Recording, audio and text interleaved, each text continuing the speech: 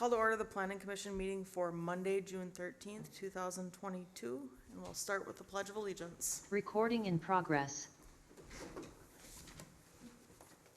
pledge pledge allegiance to the flag of the United States of America and to the republic for which it stands, one nation, under God, indivisible, with liberty and justice for all.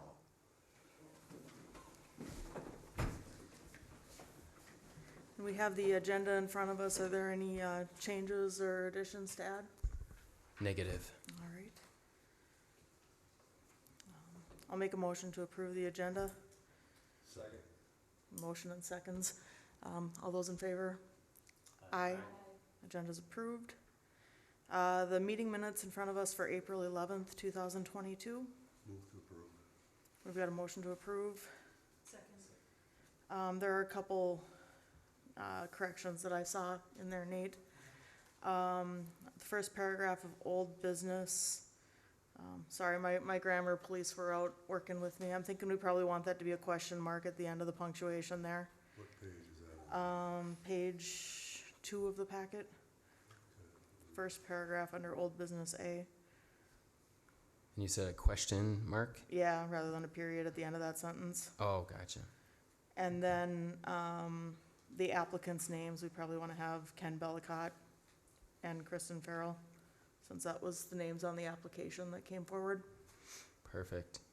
And let's see, 2 paragraphs after that, do we want to say that Keller did verify that and also pointed out that proposed conditions, such as a minimum acreage lot size and requirements, had the word proposed in there? Perfect. That's all I saw.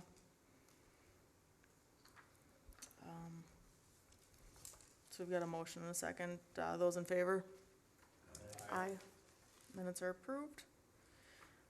We've got old business in front of us today. Wedding and special event venue update. Yes, thank you, Chair. So, since we did not meet at the May meeting, just a update on discussion tied to the wedding and special event venue.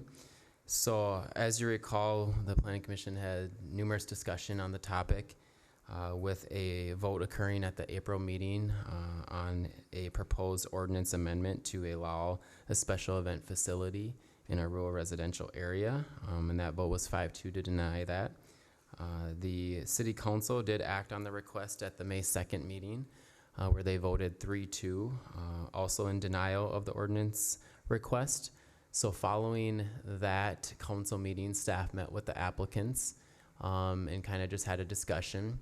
And we had, the council then discussed it at their workshop, which was on May 24th, specifically going over potential options, some of the history on where we got to where we are and some of the original options that we had looked at. One thing that was brought up was tied to what's called a PUD. So that's a planned unit development.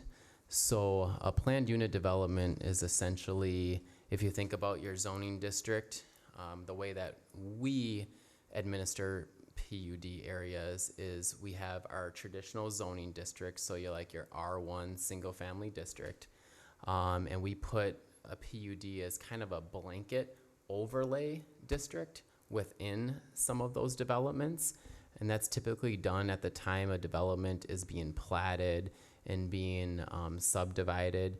And the purpose behind some of the PUDs that we have is, or just PUDs in general, is to allow some more flexibility within that zoning district for things like setbacks, things like lot sizes. So if you think about your traditional zoning district, you know, your R1 single family, you got 30-foot setbacks in the front, 10 in the sides.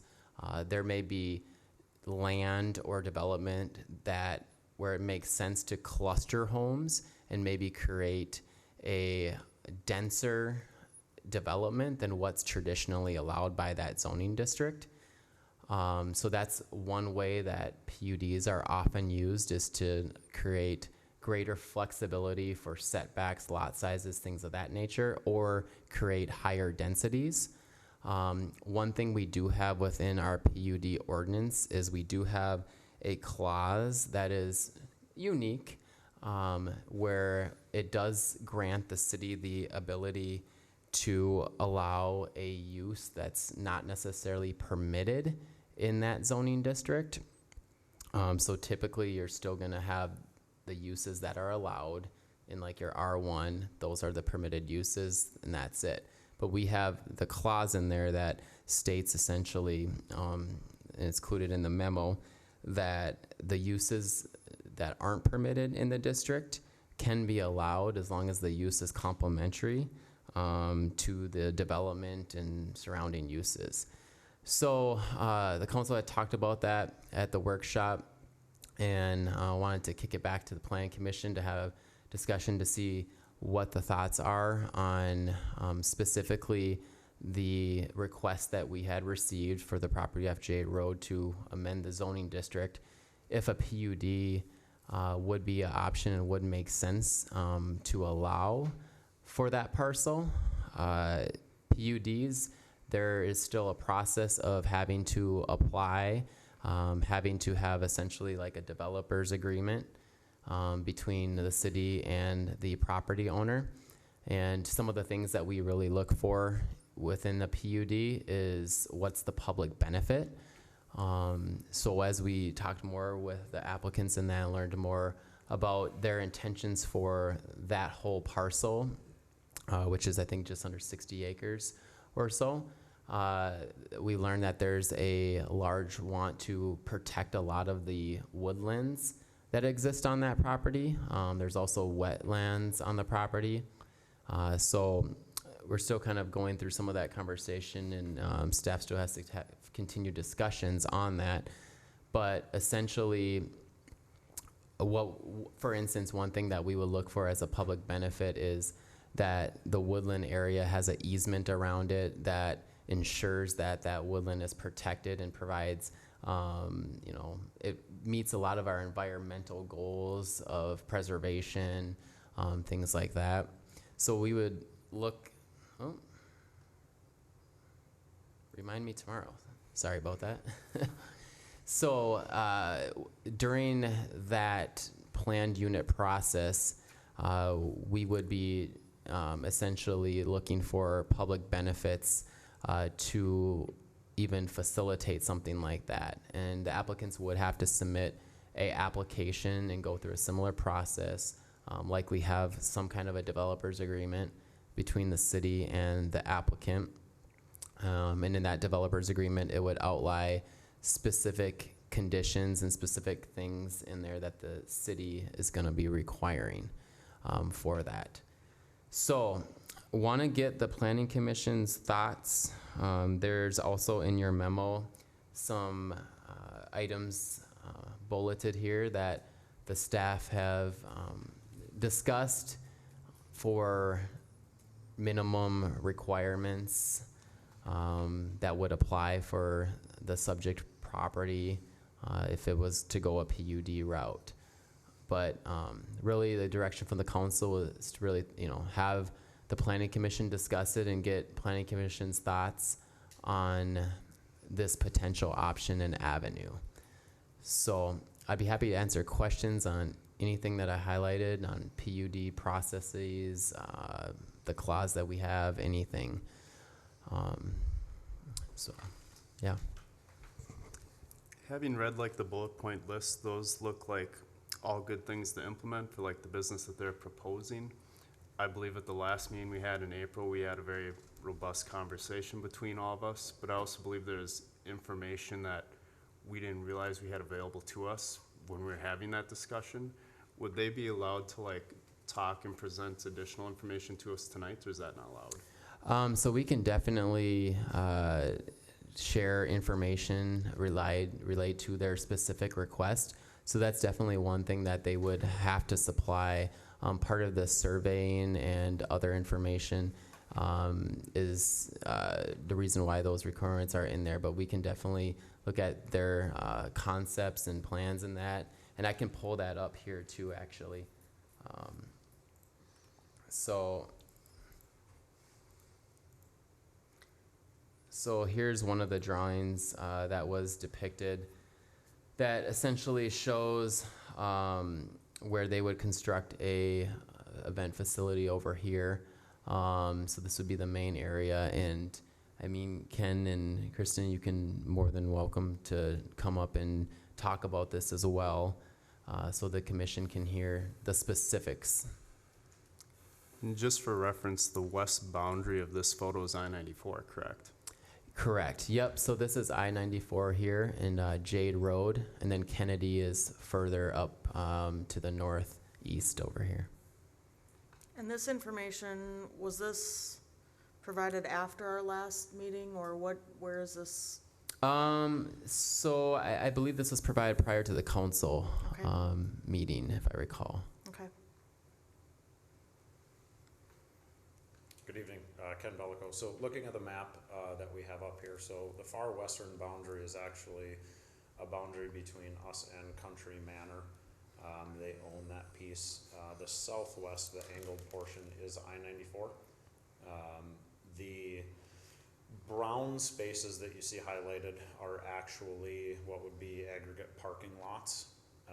The blue rectangles, lightly shaded blue rectangles, would actually be the venue buildings. So anything that would be purpose-built on site from the ground up. There's nothing there that's being repurposed. It would be specifically built within city codes and ordinances to house what we need for maintenance and also events, essentially. Those are in spaces that have already been clear cut, for a better sense of the words. Our intention is to keep every tree we possibly can.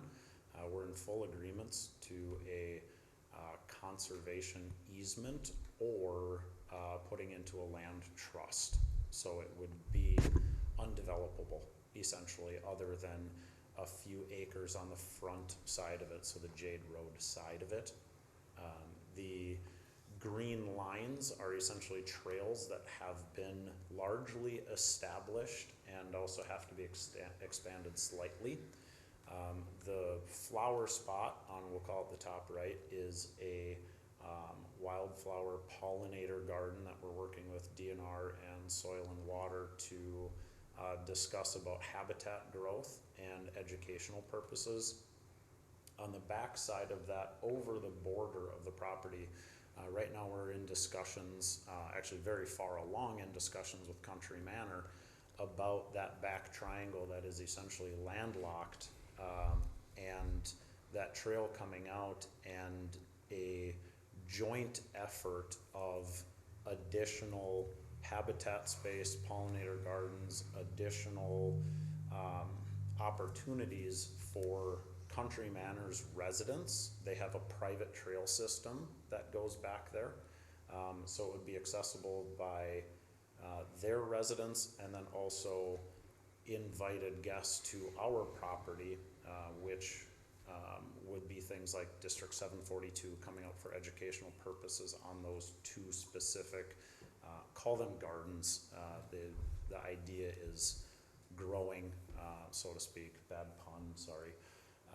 But the blue lines in the center are current wetlands, and we're in talks with DNR, Soil and Water, and one other government institution to increase those wetlands back to what they once were, and to essentially create additional wildlife habitat back there. So those would go from essentially a running stream right now to what would potentially amount to between 5 and 15 acres of, a foot to 18 inches deep, for additional wildlife habitat back there. So that's kind of what that map depicts. Is that fed by a stream, you said? So it's a drainage, I believe it is a stream, but it comes from drainage under 94 and flows northeast. ends up in the two retaining ponds on the corner of Jade and the County Road, and then from there is filtered and goes into the Sauk River, which is about a mile east. The property currently is in a residential zoning district. Is there any proposed residential use on the property? So in the bottom right corner, the longer of the buildings, there will be essentially on-site living quarters because the property would be self-managed by the two of us. So there would be opportunity for us, anytime there is an event, we are on-site, we are staying there. We are operating within there. There would be residential quarters for our own personal enjoyment within there. It would not be a primary residential property. It would be secondary, we'll call it. Although we expect to spend a lot of time. Yeah. A cabin. It will be greatly used. Our primary residence is 10 minutes to the east of that, and it's a labor of love out there right now, and will continue to be. What have, the previous picture, is that a plan of the building structure? Because when you Yep. first came, you know. It's more of a vision board. Vision board, yeah, so the idea on the main structure, which would have been not the long one, but the smaller piece there. Long story short, I'm French, and we want the main venue to be a French chateau feel. Again, purpose-built, we're not repurposing a barn and hoping it's gonna stand. It is going to be a substantial draw from multi-state around, potentially even further, and it'll be off the road. When we had land, we were actually bid the road back there. I believe we're about 650 feet off of Jade Road, up a driveway that's already there to an old gravel pit. So largely not visible from anything around. The nearest residence is about 150 yards from where that would be, and this would be nestled into natural, well, I wouldn't call them natural, but there's 15 to 20 foot berms where the old gravel pit, they pushed back the topsoil and the garbage, and everything has grown in from there, largely treed on top of that as well. So this would be nestled inside there. The top right is essentially an outdoor pergola where people could Sheltered space. choose to have sheltered space. That one is actually behind the old barn site. There's a red silo that's there. And there's an old corn crib, again, already leveled spaces. That would be back there. And then the other building would be essentially mechanical shop, those living quarters, and then an event space. And that's kind of the bottom left picture is, you know, you would liken it to a A-frame lake house view. Again, all purpose-built, highly manicured. No, all I was going to say is these are the concepts, this is the vision, but we really have wanted to partner with St. Joe in all of this, and so getting stuck on one specific thing, not knowing what was needed from all of you or from the city we didn't want to go down a path and get, I don't know, hit a spot where everything needed to change. So that is the vision, that's the concept, that's where we really want to take it. And I'm hoping nobody sees any issue with that, but that's. Well, what about, so you say partner, which I don't know what that specifically means, other than the first meeting we had, you know, was voted down, the council voted down, coming through as a PUD is them trying to help you find another avenue around what we already voted down. And I look at this and go, this is very aggressive. You know, the utilities, have to be, I'm assumed, purchased, paid for by you. Have you gotten bids? Do you know, are you, is this already money secured? So, we're going through all this, spending months of time, and then it might be 2 years because now you sit there going, well, we can't afford to put this in right now. Sure. No, and I appreciate the question. The root of the question was partnership, and in December, when we first looked at the property, we reached out immediately to the city and said, is this even within the scope of possibility, right? Because we were looking at recreational land and we were looking at business land, and we said, maybe this can marry the two. God, I'm full of puns, this is great. So second part of that, so yes, we've been working in partnerships, not wanting to come in with a full head of steam and try and force something in where it doesn't belong, essentially. And whether that's within the community or within the realm of possibilities for specific acreage and proximity. We believe the proximity of this land into St. Joe means that the people who come to this venue come to St. Joe. We're not 15 miles out or 5 miles out where they have other options. We're gonna go to Waite Park, we're gonna go to Rockville, we're gonna go to different places. They're gonna come to St. Joe, so you have unique visitors coming in and utilizing the city. So that's the partnership, and we've been working with businesses in town to say, can you guys support us? And the answers are yes. Bad Habit and Crew and K-Power Yoga and all of these that can utilize this, and we can be in partnership that way. From a financial perspective, there's no financial barrier. We do have what I will say are accurate bids for the water and sewer. It is not something that is going to be a barrier to putting up the facilities. We have bids for roads. As far as road improvement, because we're gonna need to widen the main driveway coming in so that it's workable for essentially commercial traffic to get back there. In speaking with the city about adding a right turn lane off of Jade Road, so we're not impeding traffic, and we understand that the vast majority of this is we'll call it a personal burden, because it would be our business. So we have banks lined up that are chomping at the bit, so to speak, to be involved, to be moving forward. So from a financial aspect, the moment the powers that be say this is a go, we are ready to order materials and get the process moving so that it can be enjoyed. What is Country Manors land zoned as?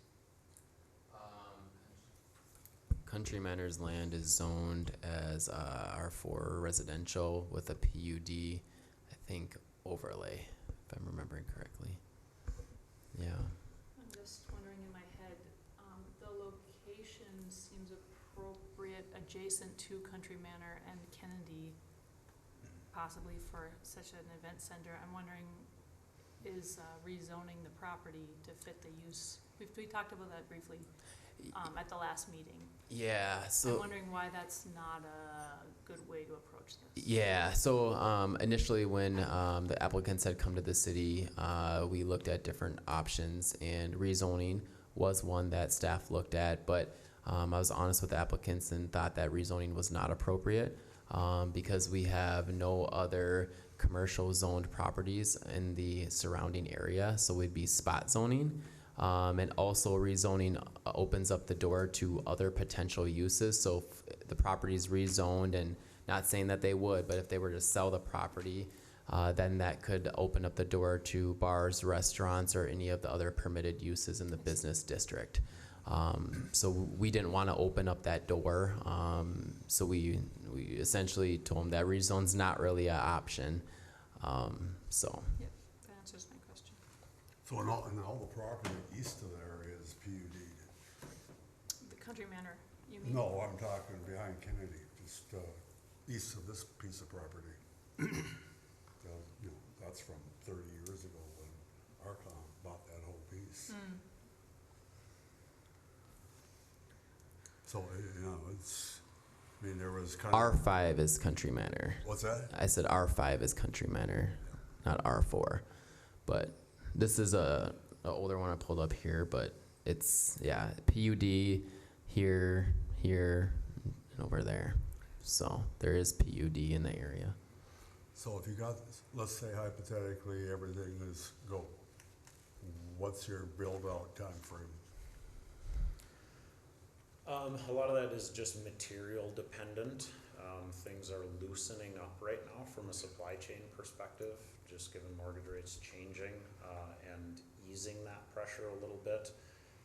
The first building that we need to essentially break ground on is the one that ran more north and south, more parallel to Jade Road. That's French Chateau. That is not. No. We would, Okay. I would say that the contractor has given a 5-month build time on that building. Okay. And I would say we need 6 weeks for trusses.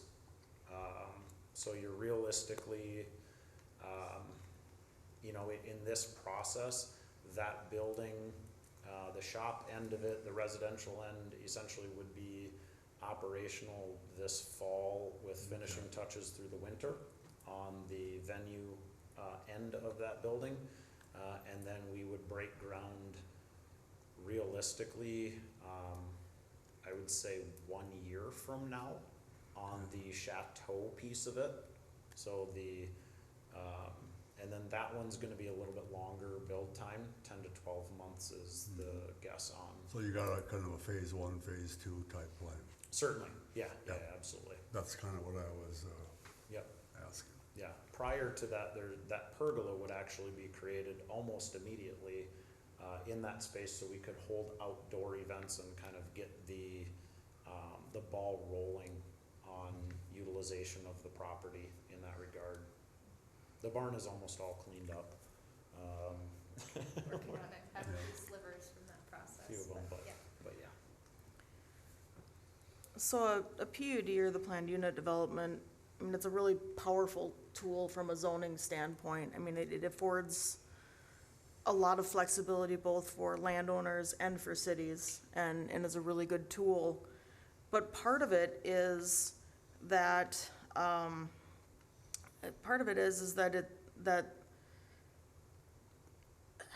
if I read the first paragraph of our current zoning ordinance, the PUD, Planned Development Overlay District, 50209, subdivision 1, the purpose and intent, if I go down to, well, the purpose of this section is to provide for the modification of certain regulations when it can be demonstrated that such modifications would result in a development which would not increase the density and intensity of land use beyond that which would be allowed if no regulations were modified, would preserve or create features or facilities of benefit to the community such as, but not limited to, natural resources, open spaces, or active recreational facilities, which features or facilities would not have been provided if no regulations were modified, would be compatible with surrounding development, and would conform to the goals and policies of the comprehensive plan. And where I'm really struggling with this is the planning commission has already stated that this use is not compatible with the surrounding residential zoning. In which case, you know, just, I don't recall that. that was what the vote was. That was the purpose of denying the ordinance amendment, was that it was it's in the minutes that it was incompatible with the intent and character of the rural residential zoning district.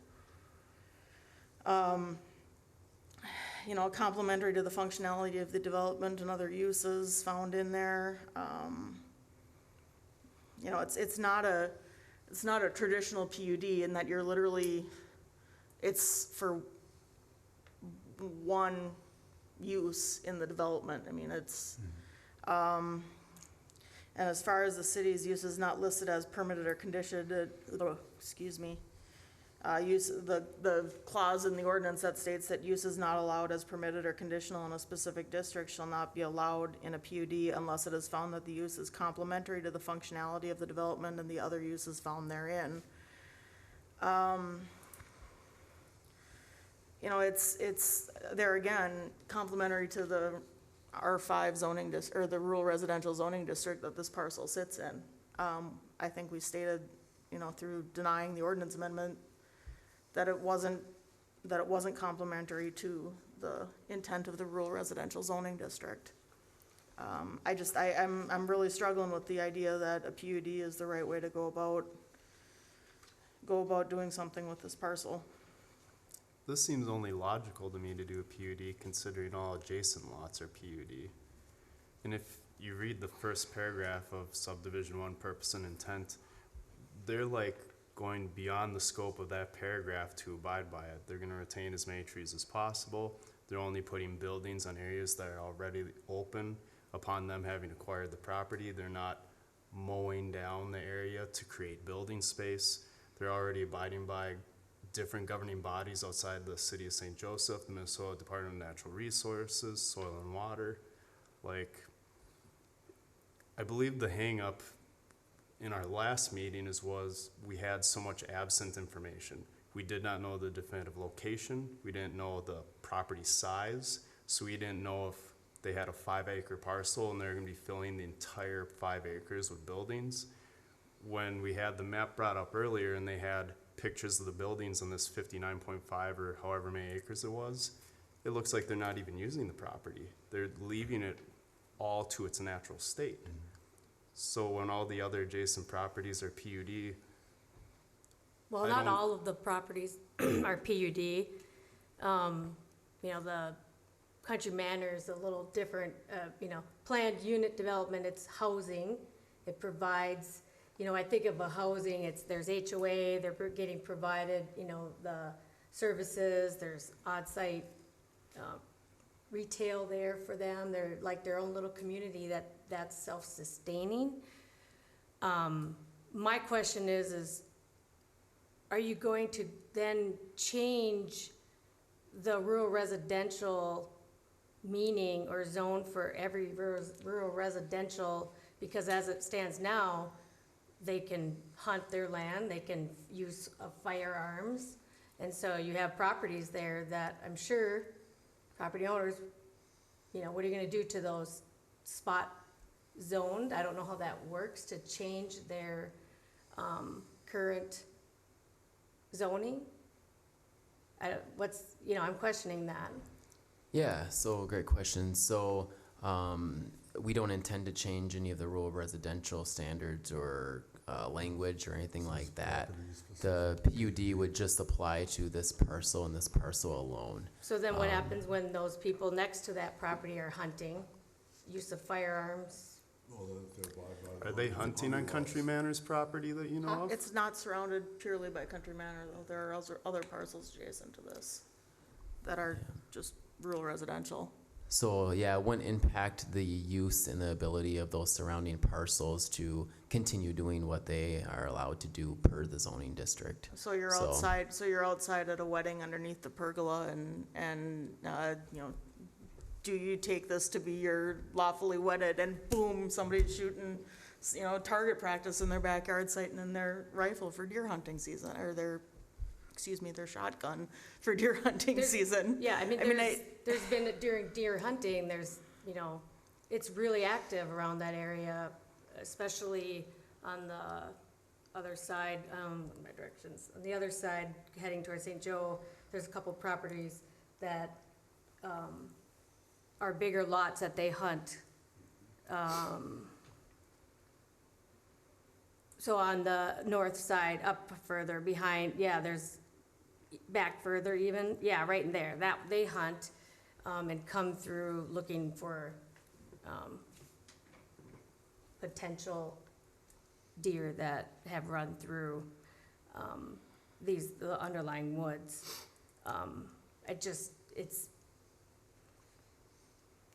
That was, I guess, a concern all along. You start changing, or you're requiring that of there, what happens to the rest? I mean, that was kind of the whole, like, in the beginning, the annexation.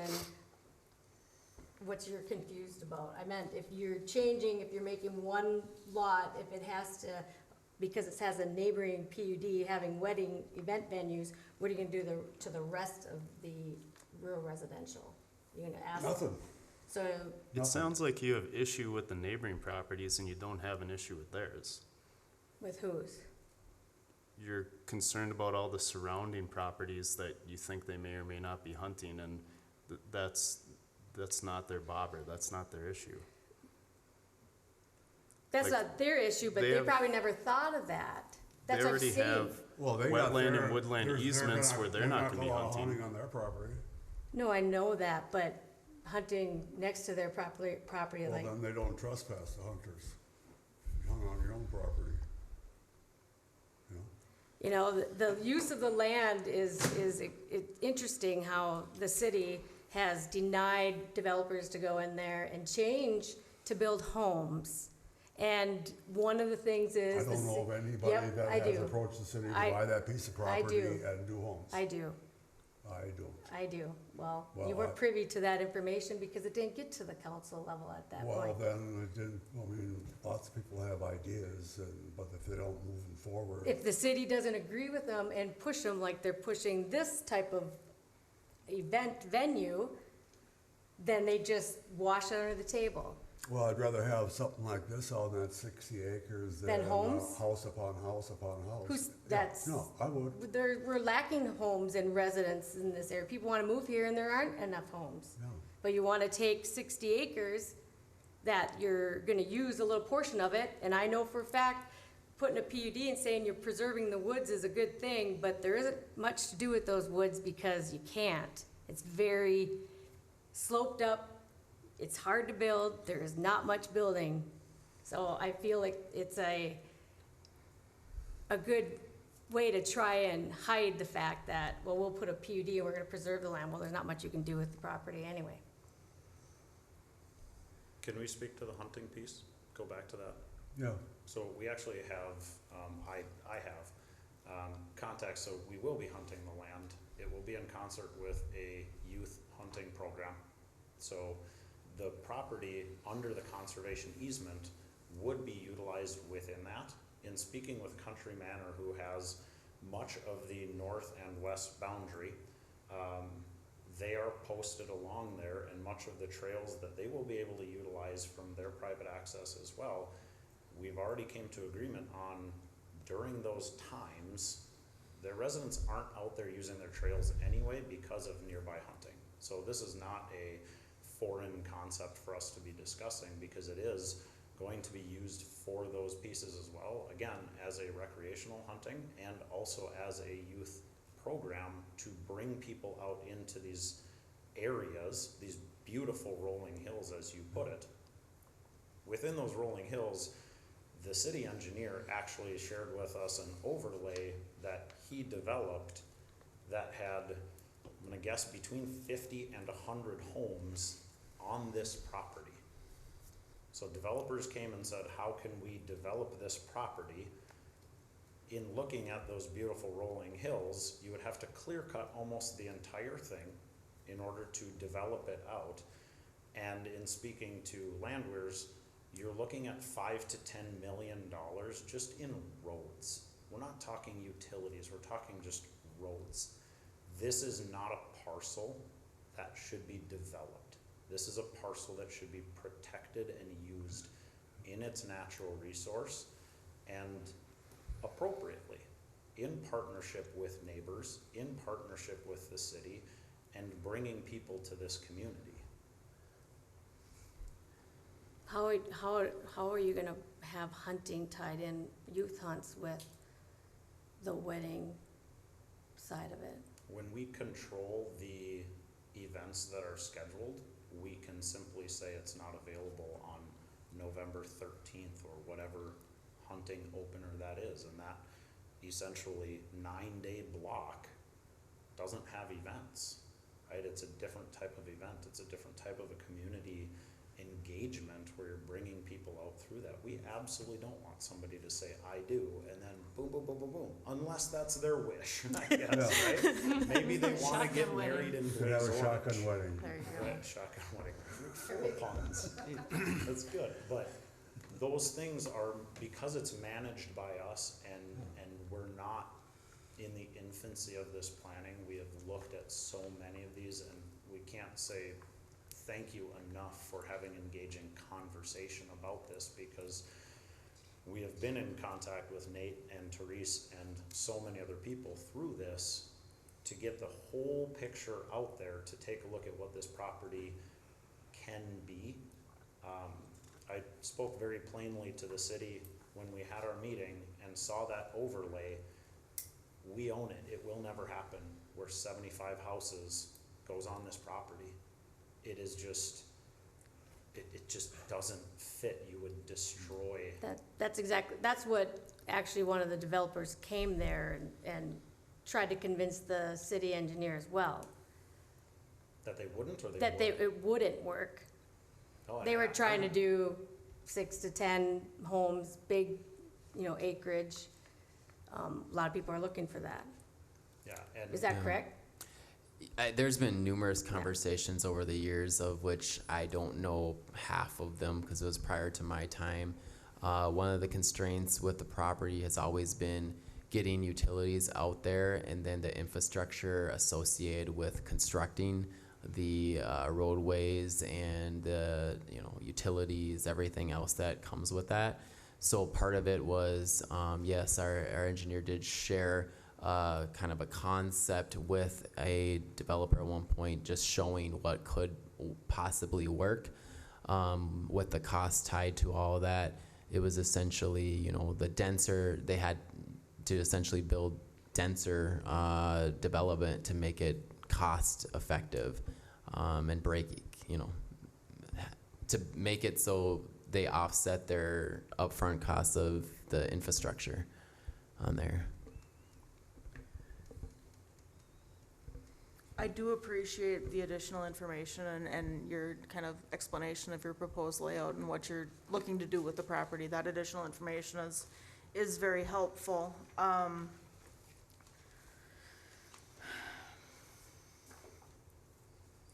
Nate, would you be able to kind of briefly outline for us what I'm sure we'll see if this were to move forward, I'm sure that we will be seeing the applicants again through this process, but putting a PUD in there, what are the other points at which the city has input into what this development looks like? Yeah, so we have a lot of input on that. Just about everything. Yeah, so what we really look at is we look at, okay, if this is gonna be a PUD, these are our goals in our comprehensive plan. What goals are you gonna be meeting with this development? And we really need to match a lot of our goals with that, because again, it goes back to the public purpose. We're not just gonna grant a PUD to grant a PUD. We wanna see the public benefit tied to that.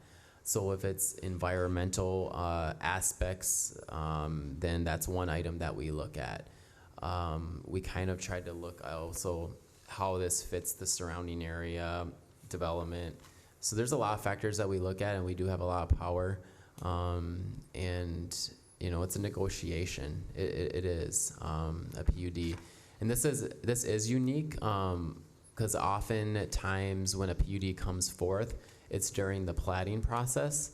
So it's when a developer comes and subdivides the property, and by that stage, we've already gone over concepts and we've already looked at things. Maybe there's something on the property that is worth conserving, so they want to cluster the development, make smaller lots to make up for that lost ground that they're preserving.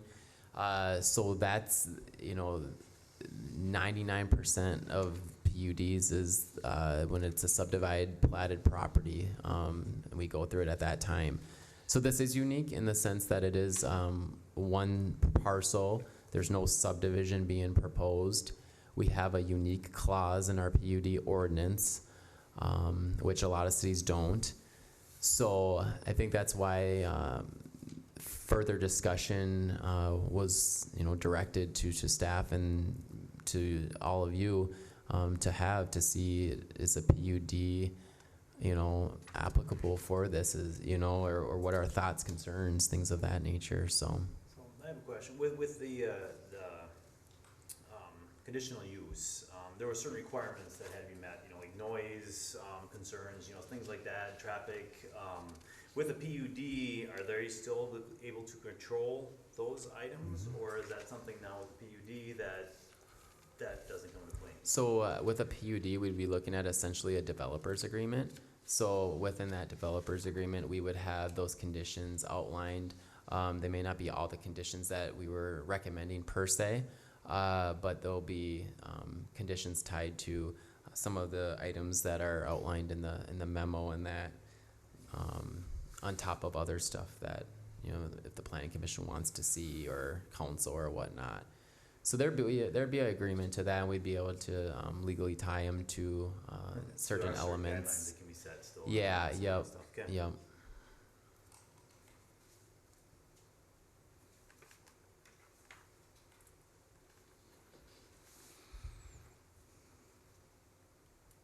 A question for you, Nate. Did the city have any prior expectations of what this property might end up being? Whether it's the 10-year plan, the 20-year plan, like we spoke about at the all-city meeting? Yeah, so when this property was annexed, it was annexed under that rural residential district, just like all the other annexed properties. The future land use does guide it for low-density residential. When the comprehensive plan was adopted in 2018, it guided this property for your traditional single-family type of development. Throughout the years since it's been annexed, the city has received various inquiries tied to different things, and the residential component was and had been for some time just tough because utilities aren't fully there, and again, going back to some of the density stuff that developers had to do in order to cover some of those upfront larger costs. And that's the challenge with development when large properties are annexed into a city, and some of those properties we can't control when those properties are developed or when someone approaches us. So trying to get some of the properties, we want to grow incrementally, right? So when you annex properties in that, you have properties over here or over here that are a challenge to get utilities. That's when it becomes, kind of difficult. Okay, what can we do? Because property A may be ready to sell and they want to sell, but getting utilities there is, not cost effective at this stage. Does the city kind of hold the burden of being somewhat restrictive or holding back with originally having the intention that would be something that should and probably would become residential? So, even though we don't know if it's going to be a year and a half when that decision happens, or it might be. Yeah, so part of that specifically with this property, that's part of the reasoning why staff had shared some basic concepts showing that, something can work for this property, but it's a matter of, the property would needed to be more denser and things of that. And there's also, with this one, we didn't touch on this, but there's topography. There's really ups, downs, and so that's added to a lot of the costs in that. Not that cost and financials should be considered, but it's just another point of further background. So yeah, I mean, we try to grow incrementally as a city. We can't control who sells when, and that's the challenge with planning. It is, because property A may be ready to sell and they want to sell and they want to get going, but truthfully, it might just be premature right now because utility constraints. So when we had met with the applicants, and they had presented a concept in that, gave them, well, if something like this is going to be possible, this is essentially what your options, are probably going to be. We didn't talk about PUD at that stage because we felt going a different direction made more sense. But yeah, here we are. With extending the utilities to this property here, are there going to be any costs to the north, the property to the north there at all on the same side of the road? Yeah, so that's a great question. So we actually had that discussion. So with this, so typically when there's a subdivision and property's platted, the developer pays for those costs up front. Adjacent properties that may be benefiting may be assessed for that. But in this case, we did talk about, since this is a very unique situation, it's not really, another reminder, sorry. It's not necessarily efficient to force the neighboring properties to hook up at that time. So they wouldn't have any assessments or anything? So we have flexibility with that. Okay. Yeah, Okay. yep, because they're not creating the development, the city is putting that on there, so, yep. Okay.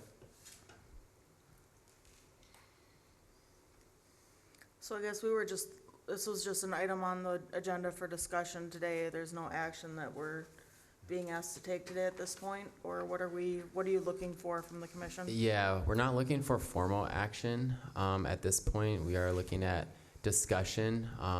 If there is emphasis to have a recommendation, then, that would be helpful.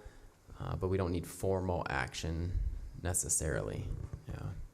I would like to see the parties, go the formal process of filling out an application for a PUD and, see how that all rolls out, because you gotta start that before you get to where we wanna be.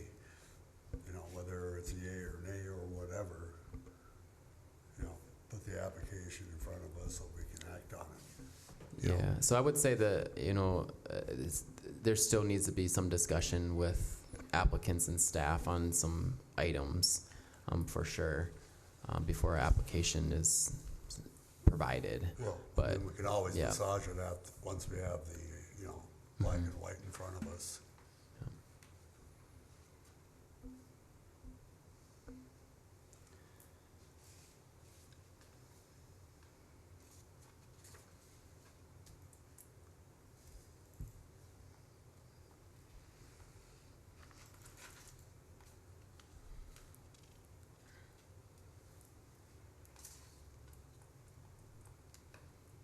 Okay, well, any other final comments or that? I'm not hearing any. Okay. Thank you. Thank you. Thanks, guys. All right, then the next item on our agenda, new business, transportation plan, Elm Street discussion. Yes, thank you, Chair. So, for discussion, tonight is, staff has received a request for a site plan approval for property off of 8th Avenue Northeast, which is shown in your packet here and in the memo. That parcel is zoned light industrial, and the intended applicant intends to have a mini storage facility on that parcel, which is a appropriate use for that zoning district. At one of the council meetings, there was concern that was expressed specifically within our transportation plan, which was adopted in 2013. We do show a connection from, this is Elm Street right here, essentially straight lining over here to this cul-de-sac development. So we had discussion at the May 24th workshop on the potential conflict of the intended development of that parcel and then the relation to the future roadway connection. So part of that too, so we did meet with the applicants that have purchased this property some few months back and relayed to them the zoning and the allowed uses in that. Staff did and this is on me, but we didn't share the full transportation map with the applicants. We didn't, I didn't fully understand I thought that some of the ship had sailed for this. The city doesn't own any right-of-way or easements for this property. And roadway extension, I'll actually switch over to a different map here. This one will show a little bit better. Get it bigger here. All right, so subject property is this parcel right here. So again, future transportation map showed connection going essentially straight through, connecting over here. Part of staff's understanding was that There wasn't any easements or right-of-way acquired for some of these neighboring properties, nor for this subject parcel. So that's, some of that ignorance is on me for not knowing the sensitivity that the council had for this connection. We did look at development agreement for these properties. So these properties were platted in the early 2000s. And there isn't any indication in the DA for connections or easements or right-of-way. But the transportation map, again, was adopted in 2013, showing this connection going through here. So council had talked about, expressed some concerns, so wanted to bring it to the planning commission and get feedback on specifically the transportation connection, how the planning commission sees that connection, what the planning commission sees for the importance of that connection, the need for that connection.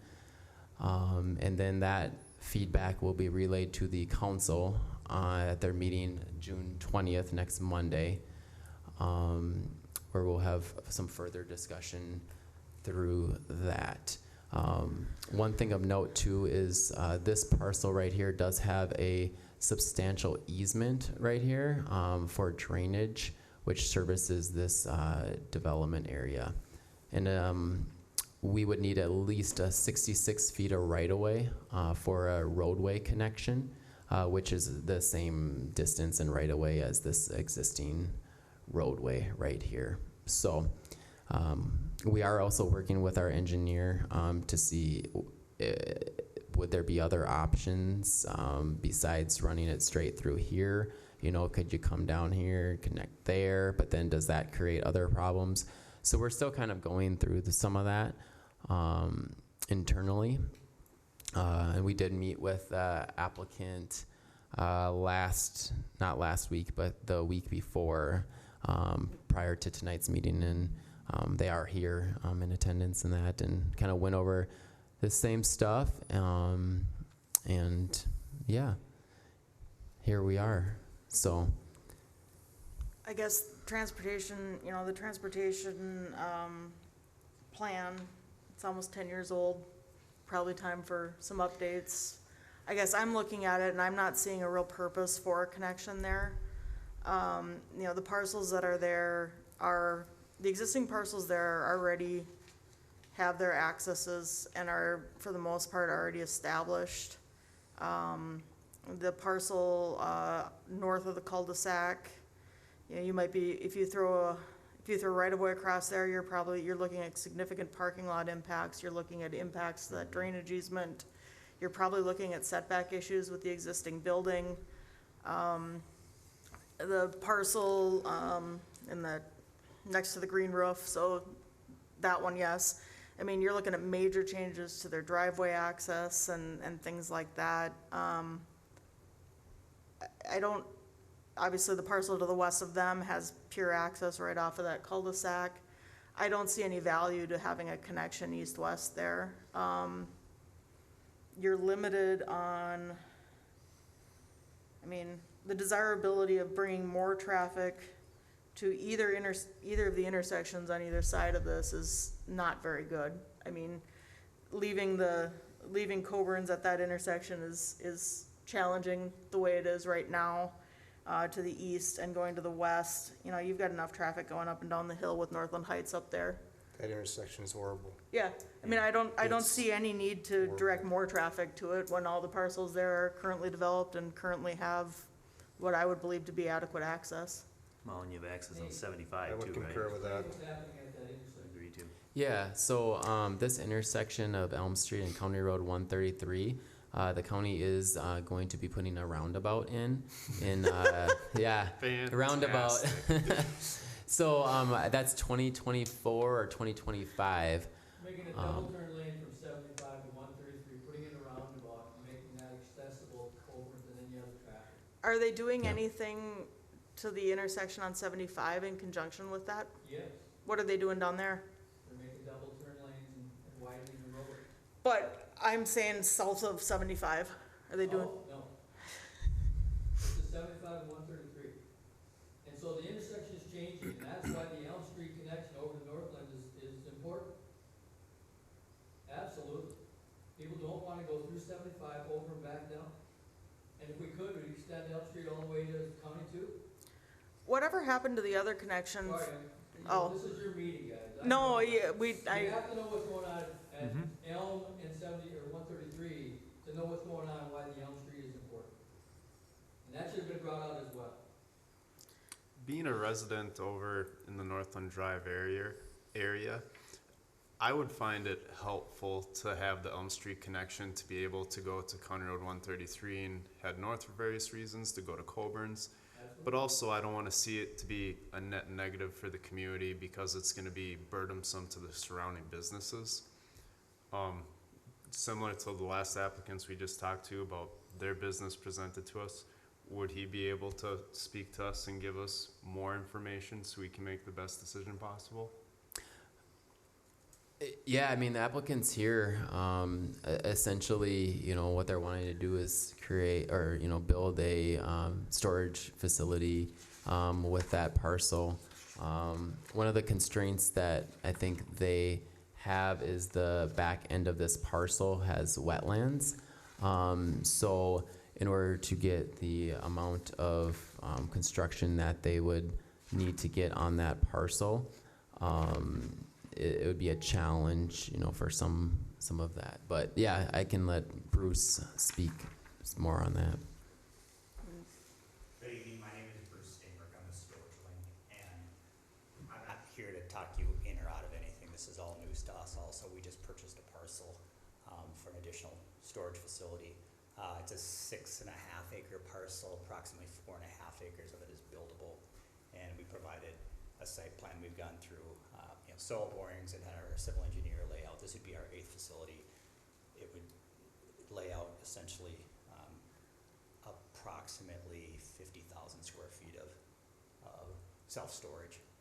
And it wasn't until recently, we've met with the city a number of times, but it wasn't until recently that we heard about the transportation issue. And so it's really just a matter of, you know, whether they would end up having to take the property back, I guess, or what the city decides to do. You know, it's not up to me to talk you in or out of your transportation plan. I'm not here to try to convince you that that's, you know, wrong or right, because that's up to you guys whether it's wrong or right. Obviously, our purchase of the property wouldn't have happened had we known this, but if the city needs to now, through eminent domain or however that would work, take the property back, I guess we just have to figure out how it's gonna work. So, I'm here to listen, really. What's Did that? he purchase the property from the city? No. No, So for sale by Goman Construction for years, and we purchased it from Goman Construction about 2 months ago. And in those 2 months, we've been, you know, working with our civil engineers and getting all the plans in place. And it's upon, you know, presenting it back to the city to go, okay, here's the specific plans, because we were looking to get, you know, shovels in the ground soon and move forward, and that's when the transportation plan was brought up. So, so it was a surprise. So, I mean, part of one of the things that, you know, it would be a question for our engineer too is it possible to route a connection down here so a portion of the property could be purchased? With that though, the council will have to, you know, also provide direction on that along with some of the other impacts that Gina had mentioned earlier to these other parcels. Or is it a purchase of just the entire parcel? There's options, and that's up for council to decide and direct. But really, we're just looking for feedback from Planning Commission on the transportation connection itself and whether the commission sees that still as a important connection or what the thoughts, concerns may be for that. I know at one point, many years ago, there was a proposed connection from Northland Heights going down to 133 further to the north. I know there were definitely some challenges there grade-wise and things like that. But I think this is a development that needs some more access in and out of it. I do agree with that. I mean, there's no question about that. I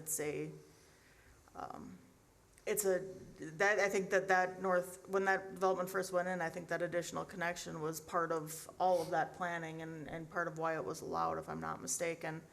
But I'd still,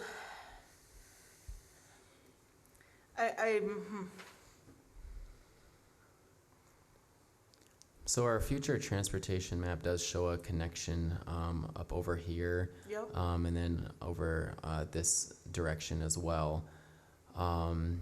We have had discussions with one of the property owners for the development over here, and of course, from their perspective, they see that connection over here is highly beneficial for them to plat out the remaining. This is an outlot, to plat that remainder outlot, and then also create, as you probably know, there's a lot of vacant lots over there too, and help fill those in.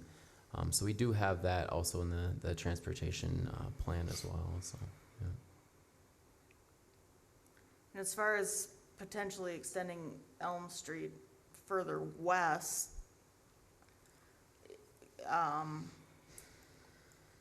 there's some significant challenges with that as well, I would imagine.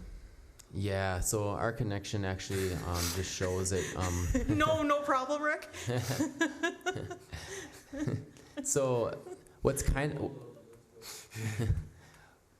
of interesting when we dug into this with the original developers agreement, and that initially when this was all platted as one, and when this was platted, there was actually language in the developers agreement tied to this parcel and this parcel to allocate a 66 feet of right-of-way for this, but that right-of-way and that easement would be void if it wasn't constructed within a year or so. So for whatever reason, I don't know the full history, that was not pursued, but we didn't see language tied to this over here. So, I mean, I tell you, connecting Elm Street, connecting from that cul-de-sac to Elm Street,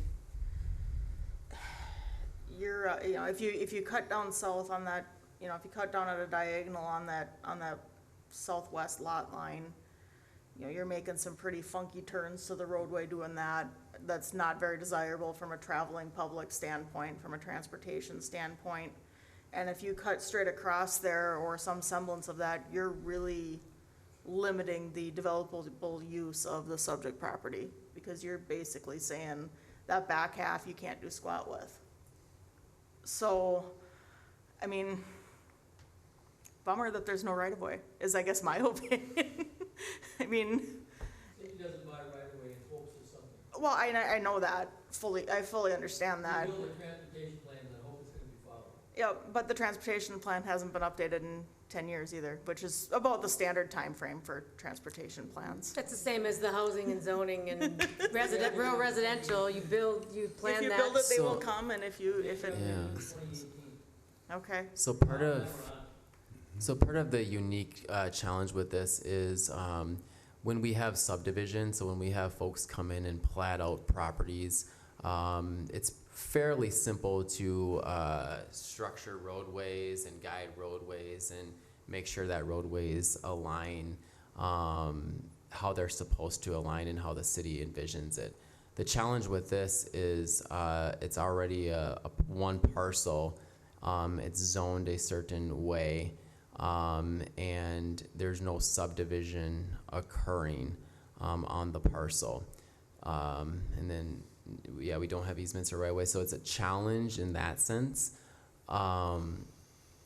Versus when it's platted, it's pretty straightforward and pretty easy to guide it. So. What, are they changing when you first turn into Coburn's by that bank, it's like, I don't know who was thinking about that planning, because I turn in there and I'm lucky if I can get my truck and keep it in one lane. It's a driveway, not a road. Yeah, I mean, It's not safe. what about that? Are they gonna just leave that? Who's responsible for that So road there? that's, that's a private driveway through easement. So we don't have the right of way, we don't maintain that.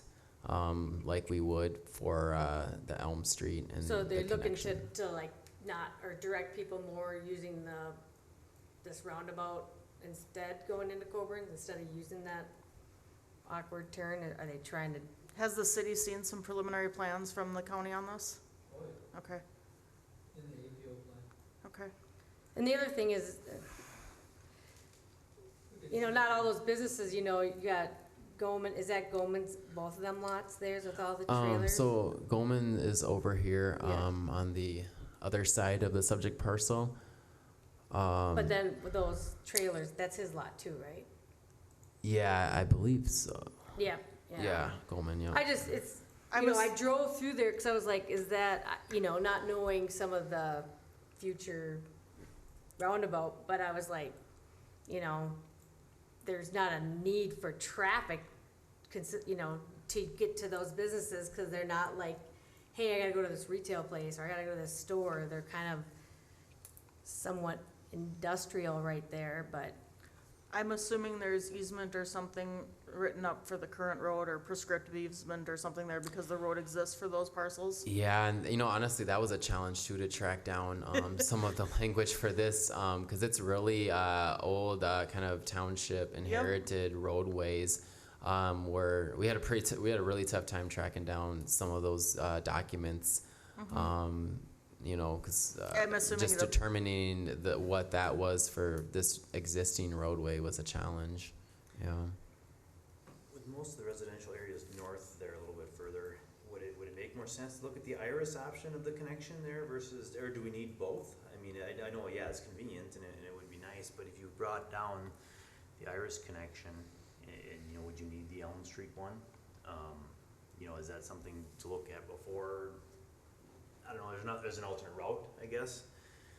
I know, and I'm just looking at where the residential area is located, I don't know how many people, you know, I know everybody goes south out of there to get to 75 to go over to Coburn's or whatever, but if they had a route, whether the residential areas go, you know, straight across north a little bit and then come down versus going south and coming across, you know, does it make that big of a difference? Some thoughts, I guess. If there's northern connections, they'll eventually be connecting to County Road 133. I don't really see Elm Street being a big priority anymore.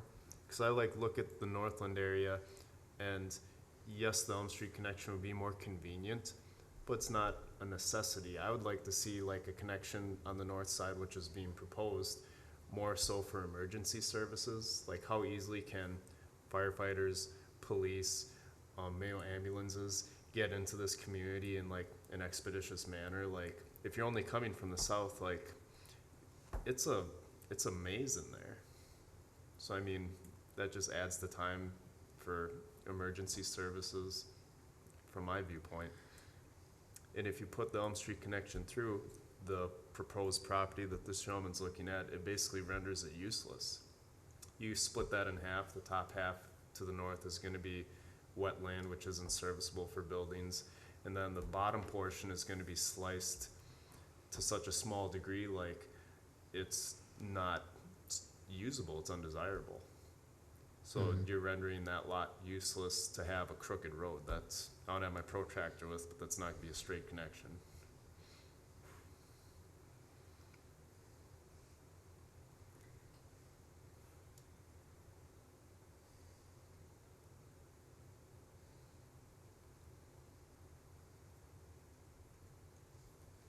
At this point, what are the options for that lot? If they've already purchased it, what is the alternate here? Does the city buy it at this point to get that easement, or do they, you know, what is that, and what happens to the costs that they've incurred already as far as soil borings and things like that? Right.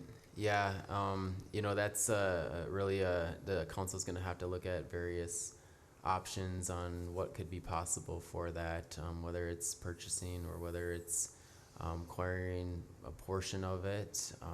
You know, some of that's gonna be dictated also by, you know, what our engineer says too for what the preferred alignment would be. You know, is it possible to come down this way? You know, the connection showed really a straight shot like this, you know, so is cutting some of that, is that still what, you know, from a design perspective, we would look at? You know, they also look at the functionality of these other connections around it and how that would flow in. Some of it's going to be further analyzed with, design standpoint, and then those would be brought to the council, and council really would have to decide on what they would like to do and what options we have legally. So Cities have taken down houses to provide their connections. I mean, I part of it, and you have to compensate the landowners for it, so. yeah. I don't know, I guess I get the concept of trying to have another outlet out of Northland Heights, but I just don't see that Elm Street provides that relief that's needed. The improvements on 133, yes, it does change things a little bit, provides a little bit more clearer picture, but, I don't know, I think it's something for the engineer and the landowner to work out and see if they can come to something that's agreeable, that they can use the property and still get the right of way that they want, but I think it's gonna be pretty challenging. Not to mention then you get that from this parcel and then you've still gotta acquire it from the other ones that don't have it. And the impacts that it's gonna cause to them and the drainage impacts that it's gonna cause, you're gonna have to relocate drainage issues and things like that as well, so. I don't know, I guess I don't see that the connection is worth the hoops to jump through, personally, but. Again, this was just for discussion at this point, or? Yeah, What it's are up we for looking for? discussion. It'd be nice to have some kind of consensus one way or the other, if possible. Yeah, 'cause if I could just add Yeah. one item, like I said at the beginning, not here to talk you in or out of it, that's really not my place, I develop storage facilities. But keep in mind, 2 months ago, it'd be like buying a $600,000 home and being told you can't move into it. So time is of the essence, it's like the discussion is great, but we're gonna have, it Yeah. has to move along quite quickly from our standpoint, because if this isn't the next facility we're working on, we, of course, have been in negotiations for months and months prior to closing, and then, of course, been working on it a couple of months to get ready for development. So when this call came in, it does surprise you, and I realize it falls into the things happen category, but it can't be talked about for months to decide what you're gonna do. If it's something that the city really needs, then they need it, and I understand that.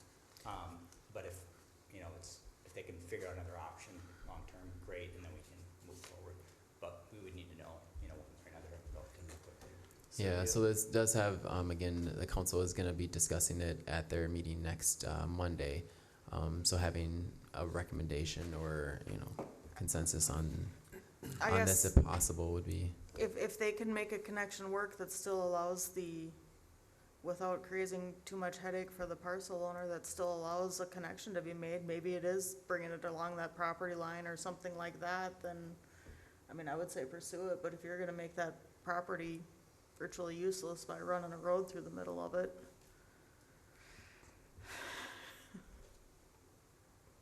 So you haven't closed on the property yet, have you? Do you have alternate locations in the area you're looking at? Not or in is it St. Joe, something no, where- we're getting permitting right now at our Sartell facility. We just finished up our Monticello facility, so we always have a facility going. This is the next one in line. Sure. So, of course, whenever you have this hiccup, you can go, okay, well, Is the city up against any current deadlines with approvals or things like this on it from the developer standpoint? so we do have, the traditional, zoning, application deadline of the 60 days. We do have some time. We did issue a review letter to the applicants indicating that there was some information that was not complete on what we were looking for some of the submittals tied to things, and also with the caveat, that this has to be worked through as well.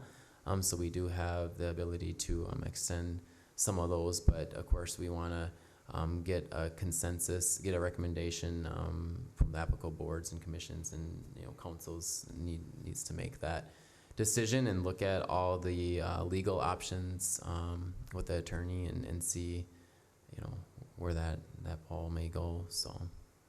Yeah, Okay. that's the unfortunate part. I mean, we did meet with the city prior to purchasing it. We Yep. always make sure we have the entitlements in place before you purchase property. And I realize things happen, but that's why we feel like, you know, the burden should be put on the city to have to make a decision quickly, because it wasn't like we didn't make sure that Mhm. this property was open, you know, accordingly. And So you haven't actually purchased the property? Oh, no, we yet? purchased it 2 months ago, yeah. Okay, all closed out and everything else? Oh, yeah, yeah, we own it. Whether we like it or not, now we own it, so now we sell it. But we own it with the understanding that all the entitlements are in place or were in place. This is an after-the-fact thing that's brought up. So we always work through, you know, the building code issues and all that. You know, there's always different, you know, setbacks or landscape requirements. Each city's different, so, you know, our civil engineer, what they provided, what Nate was referring to, had some setback that we changed.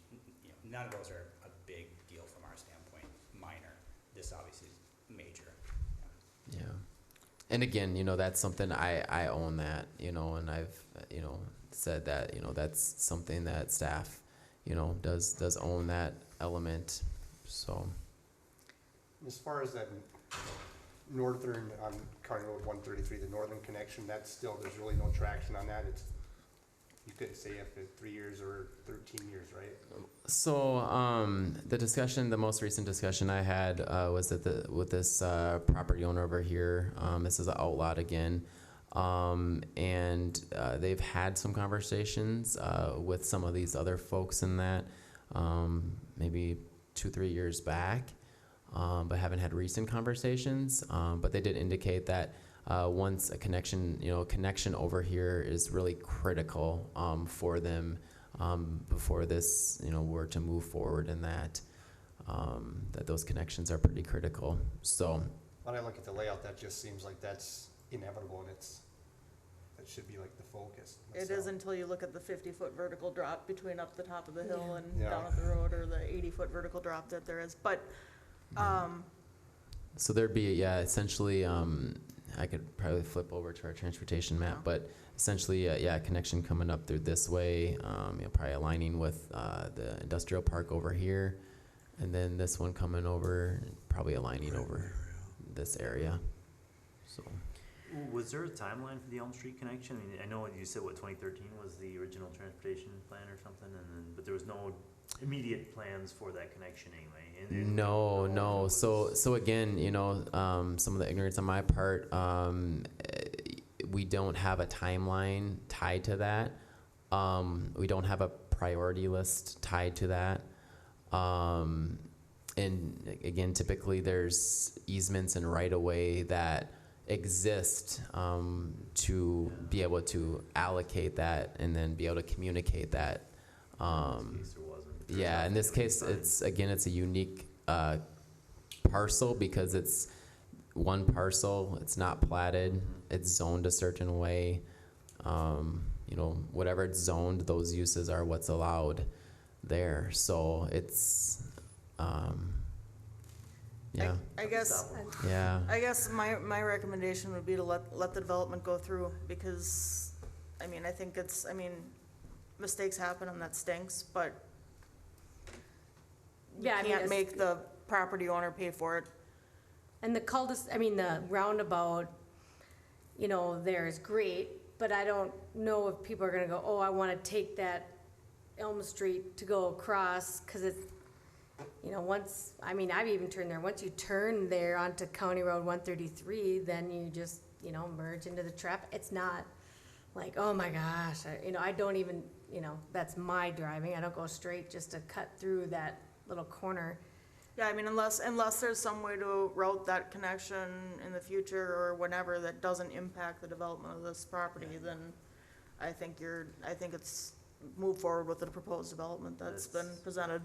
That's my thoughts as well, I think, because if it is gonna be 15, 20 years in the future, I mean, let's have a storage facility for the 15, 20 years there. It's not critical from a utility standpoint, it's not critical for, it's not these parcels are all smaller parcels in the grand scheme of things, so you're not like cutting through a 80-acre parcel with a proposed road I mean, if there's another way to do it, maybe there is, but at this point, I think you've gotta let the development go through.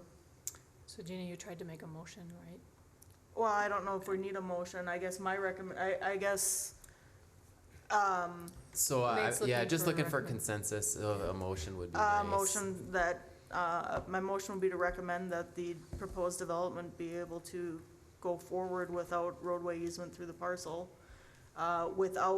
unless there's a way to make the connection work without significantly impacting the applicant's plans. I'll second that motion. We have a motion and second. Any further discussion? All right, all those in favor? Aye. Any opposed? We got one opposed. All right, thank you. All right, and then we have, go back to the front page. Is there any other, sorry, wrong packet. What do we have next?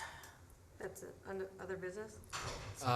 Just to update, so Trobex should be breaking ground anytime here. So this has been basically a 2-year process. The council had approved their revised abatement application and request at the June 6th meeting. So essentially it's this parcel right here in the new industrial park area. So we're very excited to see them breaking ground with, they're gonna be issued a land disturbance permit and then move to building permit. There's a few site things that we kind of have to work through a little bit, but don't anticipate any issues. So that should be moving forward, and their official groundbreaking, I think it is later this week, where they'll have the ceremony and everything. So that'll be very exciting. It's a very substantial project. It's gonna provide some good employment, and it'll be nice to see a big domino fall in place for our industrial park out there. Hopefully that will spur some additional activity. And Knife River did purchase this property some months back as well. Their existing facilities over here. So there's intention to expand this rail line through right here.